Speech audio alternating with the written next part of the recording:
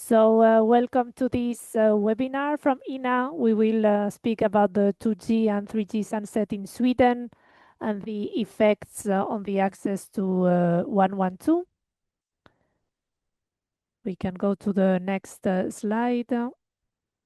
Some logistics about the tool. You can put on the captions or hide them. You have several languages that you can choose, so don't hesitate to use this functionality.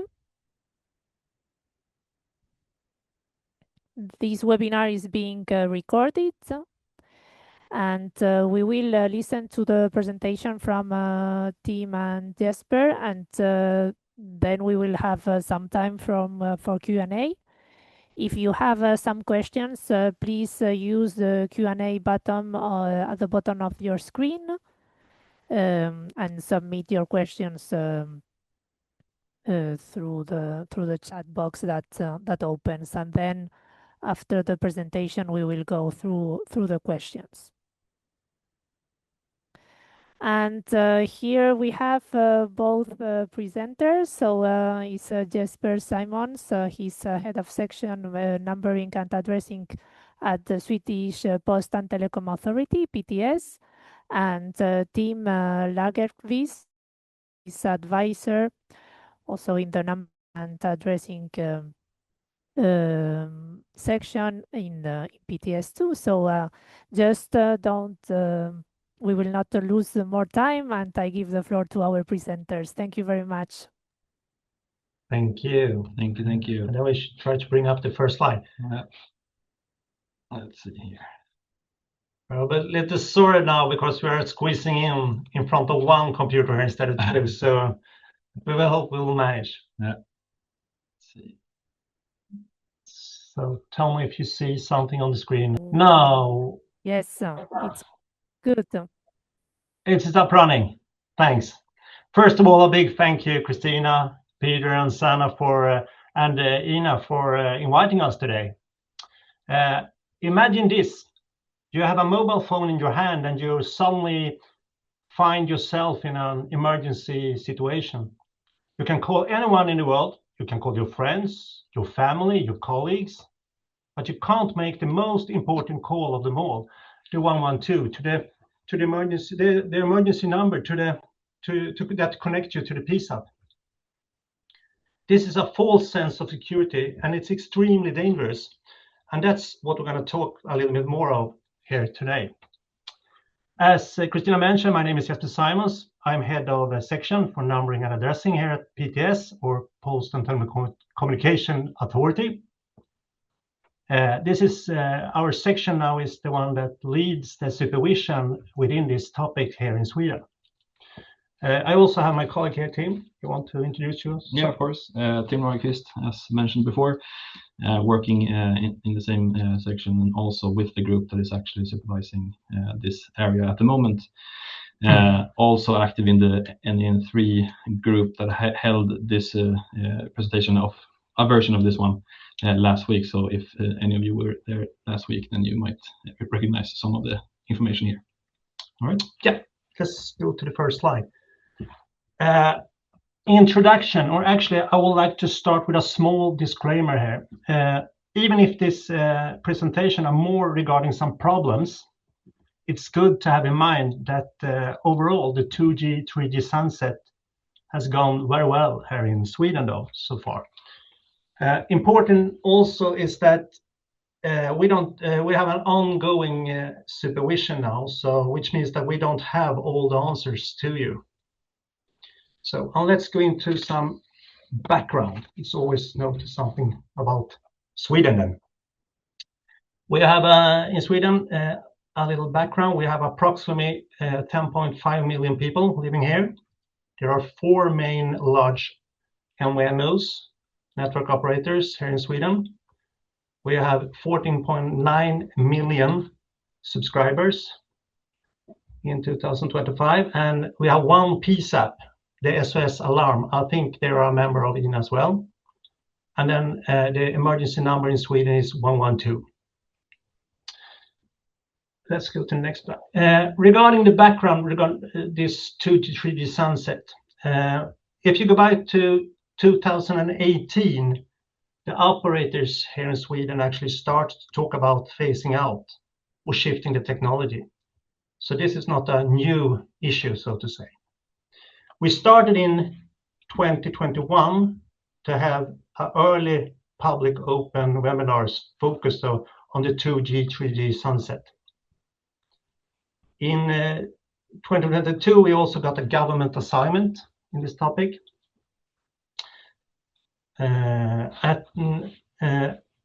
Expectation also document issued together with the Consumer Authority in June 24. It's also good to know that the sunset is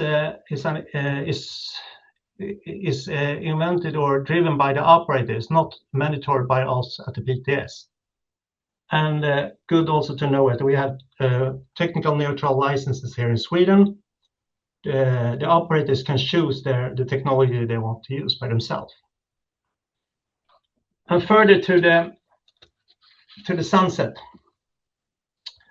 If you're looking at the 3G, regarding the 3G technology here in Sweden, back in December last year, all 4 3G operators or network providers chose to close their 3G network. Also, if you go to 2G then, 3 of the 4 large network operators also closed the 2G networks. Telia, which is the biggest one, decided that they will run the 2G network until the end of 2027. That's a little bit of the background here in Sweden. Now I would like to move over and talk more about the problems we have been facing. The order we stated, and also some timeline, also some lessons learned so far. But Tim, can you take us through that? Of course. Thank you, Jesper, for the background. So looking at the timeline of the latest issue that we are facing here, I would like to take you back to the 15th of October last year, where one of the MNOs contacted PTS regarding a smaller issue. They were talking about some phones, older phones or imported phones, having some problem connecting to the emergency communications through 112. Going a bit forward, we had, let's see if the slide works. No, now it died, of course. There we go. We have the fact that PTS started to communicating with this operator, having a conversation, asking things like, okay, how big is the issue in reality? How many are we talking? And as you can see here, there wasn't just a small amount of phones. We were talking about the issue affecting potentially tens of thousands of phones. And the effects that they were seeing were 112 calls that were not possible to make 112 calls were not possible to do on the home network. And this leads to emergency roaming, if possible, by some phones. And the effects that has is that you have a delay of 5 to 20 seconds, for example.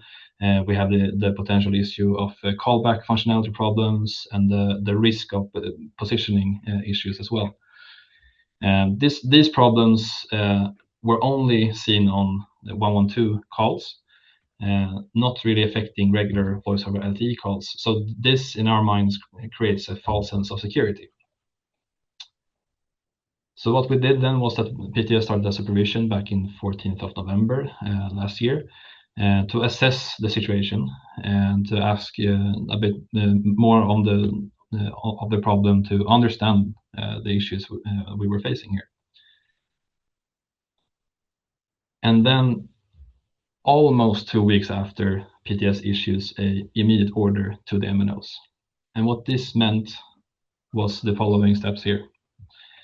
The operators were to identify mobile phones that were not capable of 112 calls using voice over LTE. And here we have basically 2 camps. We have the phones that could only make emergency calls if the end user had to make an additional step to take additional actions. For example, if you had to like remove a SIM card, for example, or restart the phone, and so on and so forth. These phones were to be blocked on the same date that the networks were going to close, which was the 1st of December. The second block of phones were the phones that were still able to make emergency calls, but while roaming. These phones were said to be blocked on the 2nd of February, which was last week on Monday. And also the operators were to inform the affected end users through targeted messages, calling for them to take action, to contact the operator, to switch phones, and so on. And we also stated that they have to, as soon as possible, inform their associated MVNOs about the issue. So on December 1st, the first batch of affected mobile phones are blocked by the MNOs in accordance to the decision. And around this time, we were seeing a bit more of the bigger picture. We were seeing what the problems were caused by. And the issue here was that there isn't one variable that is affecting these issues here. We have both network and mobile phones in different scenarios causing these issues. We see problems in software, hardware, and also the configuration between handset and network. These results are only known by the MNOs, and by saying that, I mean that the issues are separated or different between the networks. So one operator might have some phones working over there, but the same model on another network might work better. So to have lists of which phones doesn't work and so on is a bit difficult in this case or at this point of time, because of the fact that they change and they differ from the operators. Looking at today, we had last week, February 2nd, where the remaining phones were to be blocked. And today the supervision is still ongoing. Looking at some background to why we made this hasty decision in some way. Basically, we had a very short time to act. As you saw, we got the information only back in October, and the networks were to be closed on December. Even though we had this bigger conversation, or the whole project basically since 2018 on closing the networks. It's important to note that PTS identified this to be an imminent danger to society and the risk of false sense of security, which basically meant that, as we said before, that you can make calls to anyone, but the most important number, you couldn't call for emergency help. All right, looking at some numbers here, we had a first estimate back in November after we made an aggregated estimation based on what the operators told us. Back then, it was believed to be around 7,000 mobile phones that were to be blocked on December 1st, 2025. Then on the 2nd of February of this year, the estimation were back then up to a bit to around 60,000 mobiles, and we were seeing that around 400 mobile models, different like individual actual models, were caused by these problems. Then we made a later round of questioning. We got more information back in January before the second block. And here we got the estimations that 8,000 mobile phones were actually blocked on December 1st, and now the estimates were that 45,000 mobile phones were to be blocked on the 2nd of February. And this decrease in numbers is for us a sign that the communication efforts has been effective, both from PTS side and from the operators. People have actually acted upon the information and started to switch to newer mobile phones, which is a good thing. And on that track, we can talk about a bit about the findings here. A better communication between PTS and the MNOs could have helped. As you saw, the communications first were a bit mild, and the actual problem wasn't really brought up until a deeper conversation here. We saw that both new and old mobile phones were affected. Some are still in circulation or were still in circulation by the time. So it isn't just about old phones. And looking at that, we can see that the issue was, in our view, downplayed by the operators.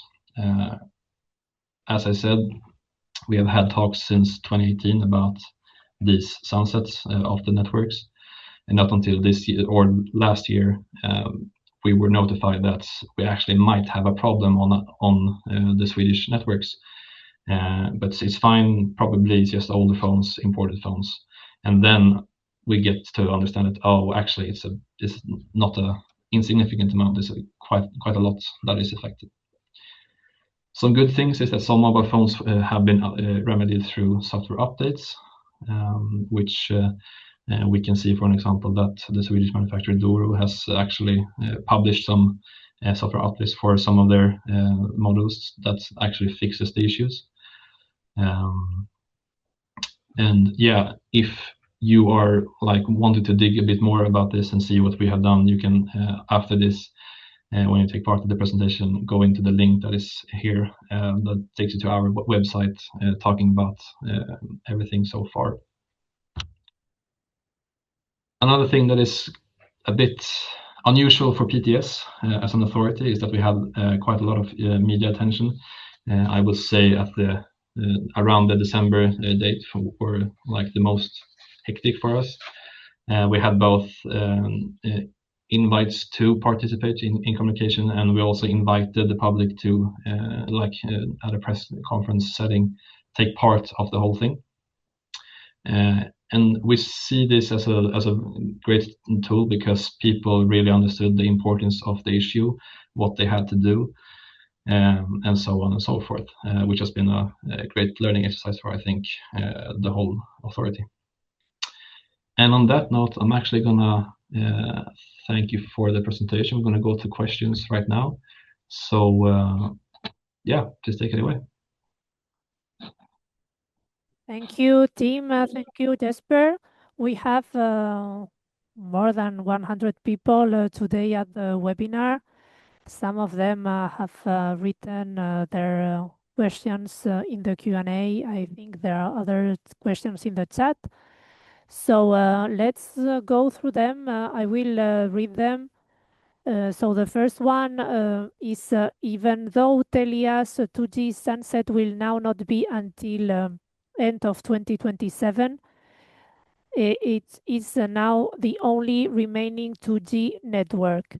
I guess that the reduced coverage or network overload is likely. Is this something you have witnessed?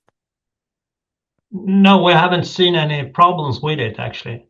The 2G trees has gone quite good here, I should say. We haven't seen that it's been a problem. Okay.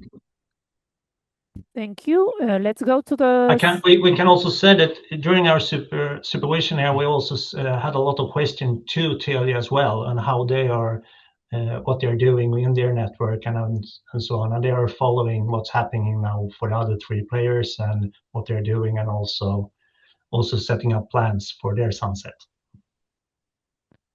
But I think that's a more a question to ask Telia also from your part, but since we have asked them and they have given those answers. So. Good. So we have a second question from Gary Machado from INA. So according to your slides, you were informed of the problem only in October, November 2025.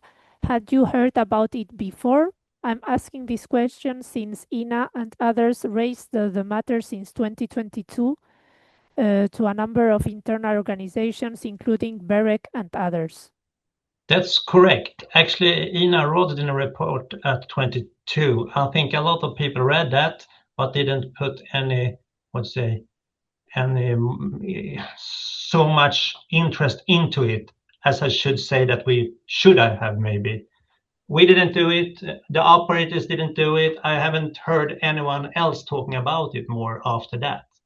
It was up on 22 or around 23, but that's correct that we heard that it's been a lot of things coming up during this period with different things, but we didn't took any, I would say, notes with that certain time, and neither do I haven't seen anyone else doing it either, so to say. It doesn't say that we shouldn't have done it since nobody else did it either. Thank you for But this. that's correct. So yeah. Thank you for this very clear answer. And let's go to the next one. Are you seeing these issues as a result of the operation system and or network providers restricting features that are part of the native OS? Sorry, can you please repeat that? Yes. It's the question from Ronald Williscroft.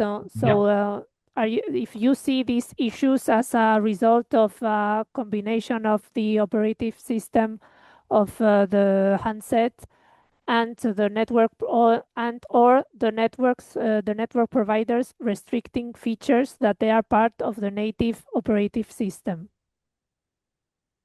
I can take that. I think it's unfortunately right now a bit too early to say too much about it, because the issues are still we're still trying to learn what actually causes these issues. As we said, the supervision is still ongoing, so when we have more information, we can actually see if that is the case. So unfortunately, I would have to be a bit boring and say that we don't really have an answer for you at the moment. Okay. So there's another question. Are you seeing pushback from the public as a result of lack of competition or selection of handset providers? That subscribers are there subscribers choosing a brand not usually available in the country? We haven't heard of any.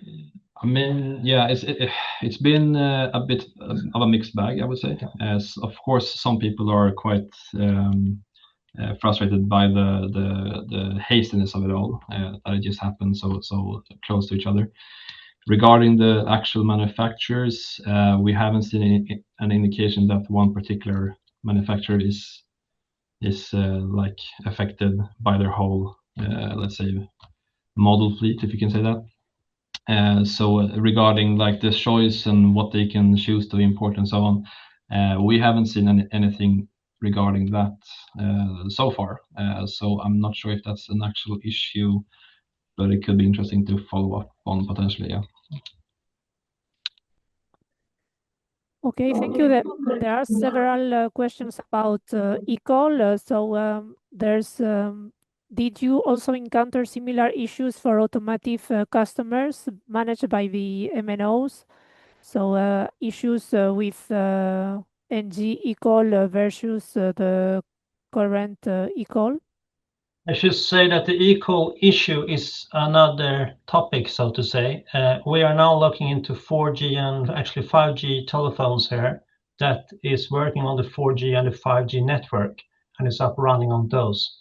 There are also there's end customers calling their pizzeria and they're calling everybody around in the 4G 5G network, but when they dial 112, it won't work.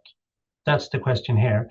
If you're looking at the eCall, if you have 2G around the car, the 2G will work. But if you don't have 2G, of course, the 2G will not work, so to say. So it's two different cases here. But if you have a 4G terminal and you have 4G around, it works to everybody around the world, except the 112 call.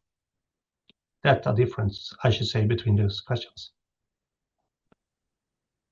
Thank you for clarifying this point. So we have another question from Kiran. if I understand the approach correctly, it is to inform and force Swedish subscribers affected with the identified devices to replay their devices. What about visiting inbound roamers who may be using the same model devices? They will not have been informed of the fact that they cannot call 112 when visiting Sweden. Yeah, we have in our, so to say, in our Supervision. Yeah, in our supervision, we haven't done any. What you say? We have treat all equals. We don't say that phones that come from abroad should be treated anywhere else than the other ones.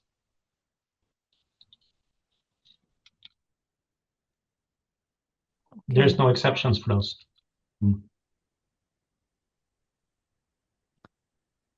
There are many questions, so let's continue. Isn't there a sense of injustice here in that MNOs do not fix the underlying problem and consumers ultimately have to buy new phones out of their own pocket? Could this expose MNOs to legal actions by consumer organizations? I mean, I think it depends on how you see it and from what angle. From PTS point of view, it was to having the short deadline in mind to as soon as possible keeping everyone safe, if you want to say that, so that you aren't in a scenario where you accidentally or where you can't call 112 when everything else seems to be working. And then regarding the different MNOs and so on, they have different solutions on how they help their customers, because of course there will be a debate regarding the fairness of it and the business around everything.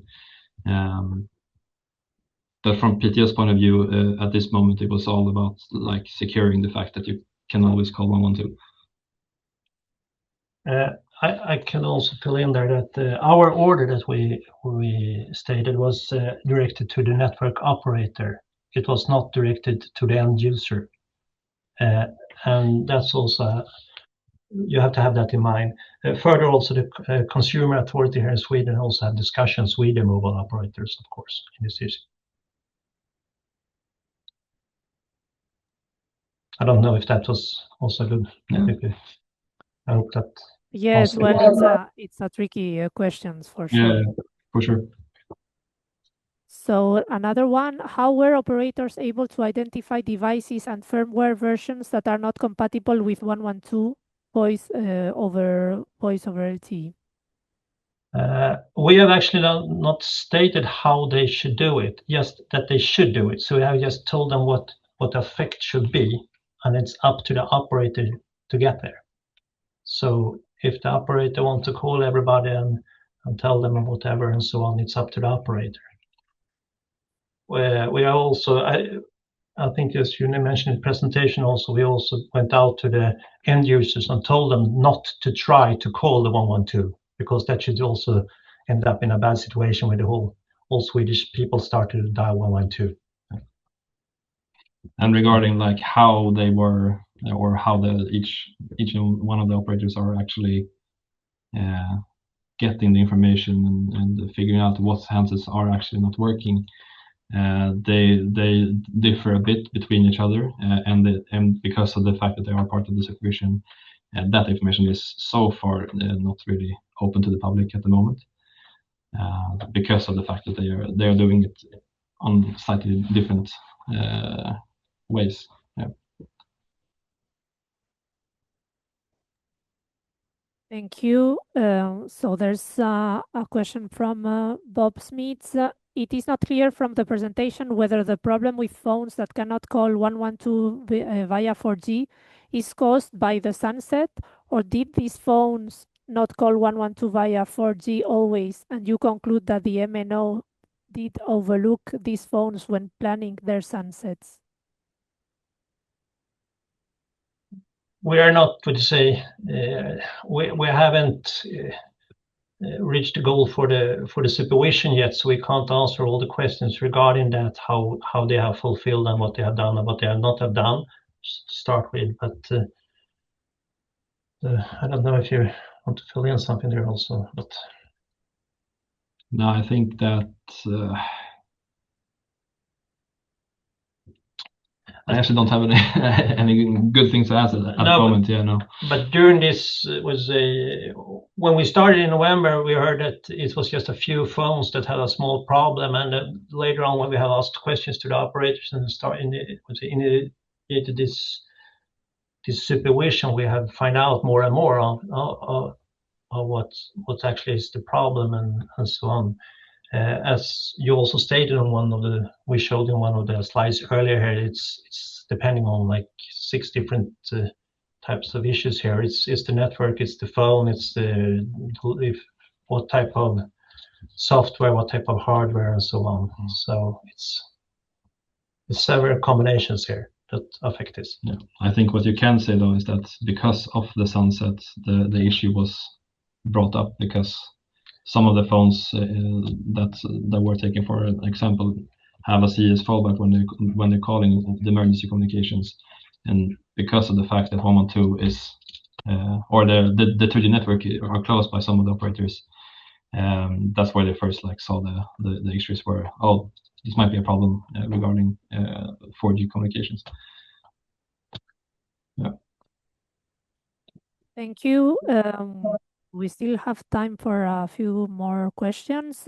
Is there a mechanism for unblocking newer phones models if software update fixes the issue? I mean, when it comes to the supervision or the interim decision that we gave the operators, it is stated that if the mobile phone is not working as intended, then it should be blocked. So in essence, if the phones are fixed through a software update and thereby should be working, the operators could, in that case, make them go back online on the network, because then they are fulfilling their requirement. Yeah. I could say also, if you're looking at this, we also had the first part here that they blocked in 1st of December. There were phones that actually couldn't call the 112 at all. You have to remove the SIM card, and you can think of an emergency situation where you're in a car crash or whatever, and you try to remove your SIM card and try to find that little pin and bring the SIM card out and so on. And those phones shouldn't be in any network. We are told that was also stated from us that we would like to see those phones actually brought in and don't give it to anyone else, or don't send it to another country at least, because the problems will start. It will follow the phones there. Thank you. Let's go to the next one. Do you know why the phone supported normal voice over LTE but not emergency voice over LTE? Similar issues seen in Australia, and the cause was that MNOs requested this behavior. That's it, deploying voice over LTE with circuit switch safety net, and so PS emergency was disabled. Yeah. I think we have to again be a bit boring on the answer here, because it is for the supervision to actually the result of that will tell whether or not yeah. So, but no. Yeah. But we have also got the question, why didn't we pay attention to this? But if you're looking at Australia, they have a different emergency number. They have, I guess, 000 instead of 112, and these phones are actually hard-coded to 112 LCC. So I think if you dial with one of those, you might work to dial 000 in Australia, but it doesn't work here. But as Tim said, we have, further investigation might have to look at. Have to be seen to that. Yes. I I think the next one is also about more details about devices. Who did the identification of the to be blocked devices and how was the testing conducted? Was the list shared among the MNOs? Yeah, I think again referring to the ongoing supervision and the lists have not been shared between the MNOs. They have shared the list to us in the supervision, but not between each other at the moment, as far as we know. Maybe they have done it, but not in the official supervision arena, so to say.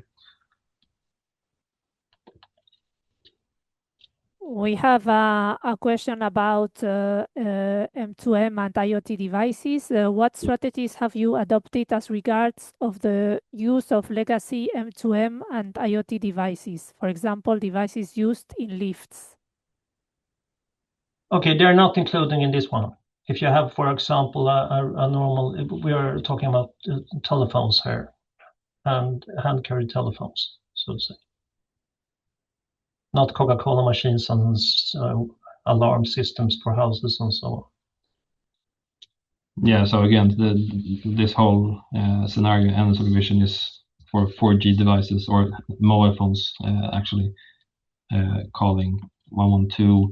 So the 2G only devices is a separate thing. So yeah, we can't really answer that at the moment in this webinar. Sorry.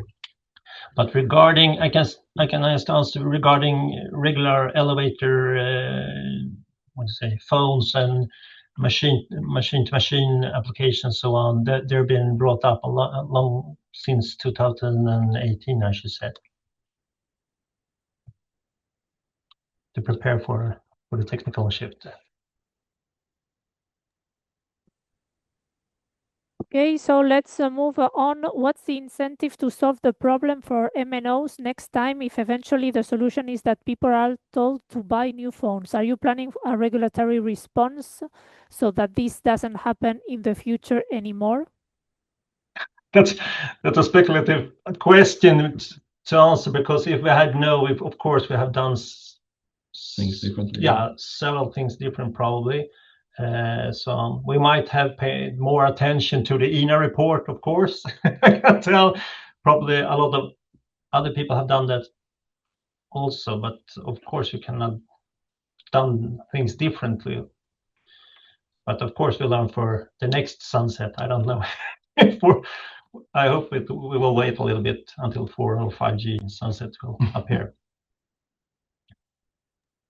There's a question about the legal basis. Does PTS have the legal basis to have mobile phones blocked by providers? By providers, if you mean, yeah, but the net owner, so to say, and we are using Article 108 and 109 so here in Sweden for it, and we see that we have regulatory authority to do that.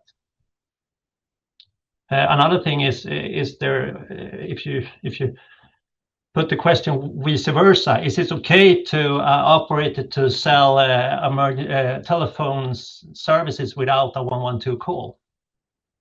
I haven't seen any operators so far in Europe, at least, handing out a cellular phone subscription and removing the 112 function. You can call everybody else around the world except the 112. I haven't seen that so far. Yes, so let's see the chat. I think we have covered all the questions almost, because we have here also many comments. I see here one, thank you for taking this issue seriously. Unfortunately, France, ARCEP, and the CCED do not appear to be addressing it with the same level of seriousness. I believe it would be important to coordinate at the European level, as these issues are common across countries. I think this is a fair comment. Are you in contact with the European Commission on this or with other countries? Yeah, we have had some discussions with mainly other countries, of course. We had also a short presentation in Berwick here for some weeks ago. We also had this up discussion in both eCall and the sunset and issues there with the commission as well. Thank you. I see another question. Do you have an estimate of the amount of emergency calls affected? If we have seen, I haven't seen those estimations yet. We have regular meetings with our PSAP SS Alarm. So those numbers will eventually be collected, of course. But at the moment, we haven't seen, not in our working group on the situation, haven't seen that side yet.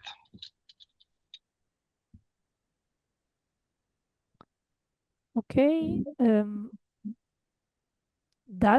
I think here there's also a good, an interesting comment. By the way, it impacts local SOS numbers too, as the numbers give so that it can affect also not only 112, but in case of countries having national emergency numbers, they can be affected too. I think this is also a good point to be shared. Yeah. We don't have any experience about that since we only had the 112 and we have only seen the 112 call as a problem phone number. But it's a good comment. Yeah, it's a good comment.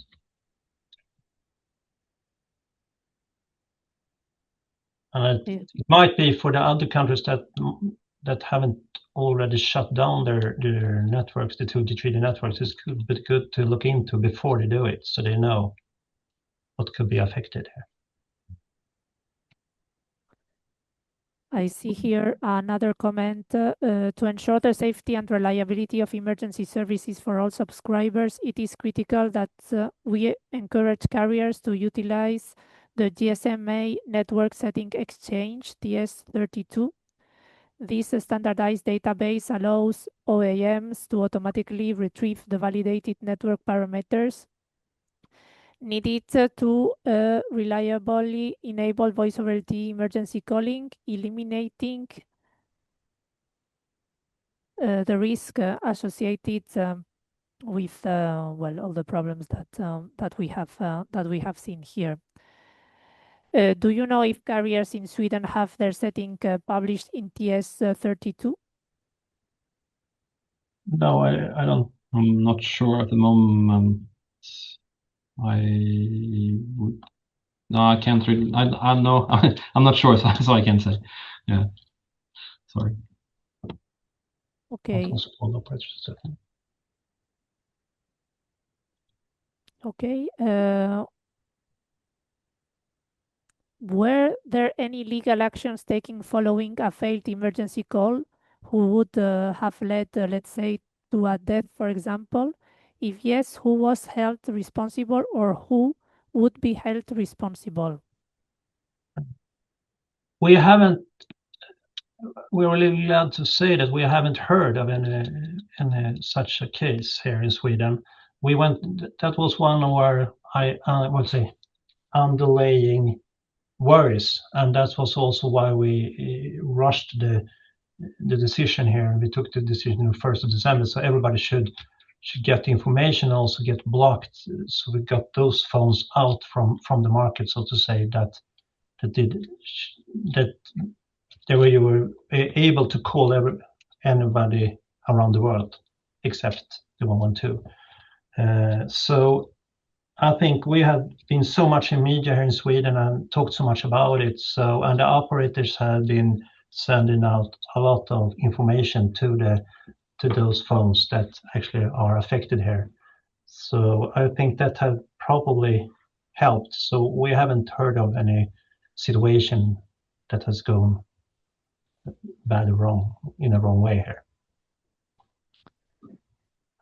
Thank you. I don't see any other questions. Of course, I think we have covered the most important ones. There are some details that, of course, you still don't know, like the list of devices and others that, of course, it would be very interesting to have.